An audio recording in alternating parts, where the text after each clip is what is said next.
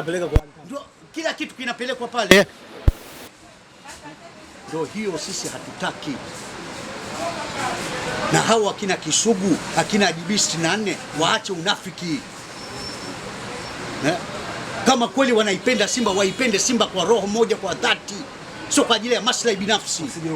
Wasigeuke. Huyu JB nakwambia, mwaka jana, mwaka juzi sisi tulikuwa na mpinga huyu Mangungu, mkiwa naye kaenda kwenye nani dua sio hayo mambo ya dua kule Bunju. Rama kaenda kwenye Bunju kwenye dua pale, kabadilika alipokutana na Mangungu.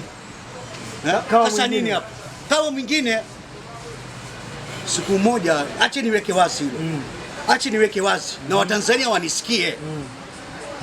Kwenye mechi na Namungo kwa Mkapa msimu huu tulikaa mimi, kuna jamaa anaitwa Nyami na kuna mzee mmoja rafiki yangu swaiba wangu sana anaitwa Malinyi. Sawa bana, tulikaa pamoja kwenye mpira pale. Baadaye ya mpira kuisha, tulikuwa napita pale, katika kupita au akina JB walikuwepo pale. Anamwambia Nyami kwamba je, Mangungu alicheza leo?